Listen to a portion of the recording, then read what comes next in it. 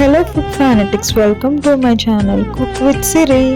Hi friends, veg fried rice ఎలా prepare చేసుకోవాలో ఈ వీడియోలో చూసేద్దాం. ముందుగా 2 బిగ్ సైజ్ క్యారెట్స్ తీసుకొని చిన్న చిన్న పీసెస్ లాగా కట్ చేసుకొని పక్కన పెట్టుకోవాలి. ఒక 100 గ్రాములు బీన్స్ కూడా తీసుకొని చిన్న చిన్న పీసెస్ లాగా కట్ చేసుకొని అది కూడా ఒక పక్కన పెట్టుకోవాలి. తర్వాత క్యాబేజ్లో ఒక హాఫ్ క్యాబేజ్ తీసుకొని అది కూడా చిన్న చిన్న పీసెస్ కింద కట్ చేసుకొని పక్కన పెట్టుకుంటాము. తర్వాత ఒక క్యాప్సికమ్ కూడా వీడియోలో చూపిస్తున్నట్టు కట్ చేసుకొని పక్కన పెట్టుకోండి.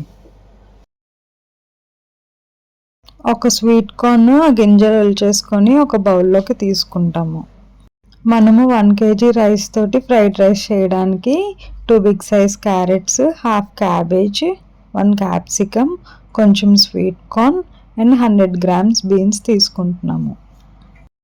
వెజిటేబుల్స్ అన్నీ బాగా వాష్ చేసుకున్న తర్వాత హాఫ్ బాయిల్ చేసుకోవడానికి ఒక గిన్నెలో వాటర్ యాడ్ చేసుకొని స్వీట్ కార్న్ గింజలు, తర్వాత మనం కట్ చేసి పెట్టుకున్న బీన్స్ అండ్ క్యారెట్ ముక్కలు కూడా యాడ్ చేసుకొని కొంచెం సాల్ట్ కూడా యాడ్ చేసుకొని ఒకసారి హాఫ్ బాయిల్ చేసుకోవాలి. ఇప్పుడు మనము స్టవ్ ఆన్ చేసి ఆ గిన్నెని పెట్టి లో ఫ్లేమ్లో కానీ లేదా మీడియం ఫ్లేమ్లో కానీ హాఫ్ బాయిల్ చేసుకుంటాము. ఇలా ఒక పొంగు వచ్చిన తర్వాత అందులో మనం కట్ చేసుకున్న క్యాబేజీని కూడా ఒక 5 మినిట్స్ పాటు బాయిల్ చేసుకోవాలి.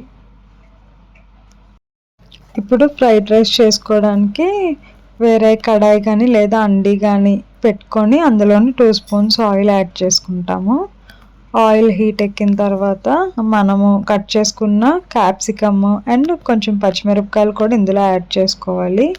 ఆ 2 వేసుకొని ఒకసారి ఫ్రై చేసుకుంటాము. పచ్చిమిరపకాయలు నేను 5 నుంచి 6 వరకు తీసుకున్నాను. ముందు వీడియోలోనే మీకు అది చూపించడం అవ్వలేదు ఎందుకంటే ఆ వీడియో మిస్ అయింది. క్యాప్సికమ్ ఫ్రై అయిన తర్వాత మనం హాఫ్ బాయిల్ చేసి పెట్టుకున్న వెజ్జీస్ని కూడా ఇందులో యాడ్ చేసుకొని ఒకసారి ఫ్రై చేసుకోవాలి. ప్రాసెస్ అంతా అయ్యేలోపు ముందుగానే ఒక 1 kg రైస్ని కుక్ చేసుకొని పక్కన పెట్టుకుంటాము. ఈ వెజ్జీస్ అన్నీ బాగా ఫ్రై అయిపోయిన తర్వాత ఇందులో మనం 2 spoons soya sauce and 2 spoons chilli vinegar కూడా యాడ్ చేసుకొని ఒకసారి బాగా కలుపుకోవాలి. ఇప్పుడు కొంచెం కొత్తిమీర, పుదీనా కూడా యాడ్ చేసుకొని బాగా కలుపుకుంటాము. అవన్నీ వేగిన తర్వాత ఇందులో 1 స్పూన్ సాల్ట్ అండ్ 1 స్పూన్ కారం కూడా యాడ్ చేసుకొని ఒకసారి బాగా కలుపుకోవాలి.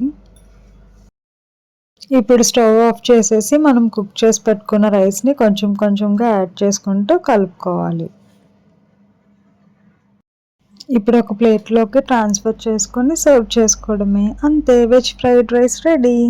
ఈ రెసిపీని మీ ఇంట్లో కూడా ట్రై చేసి ఎలా వచ్చిందో నాకు కామెంట్ సెక్షన్లో కామెంట్ చేయండి. Thank you for watching.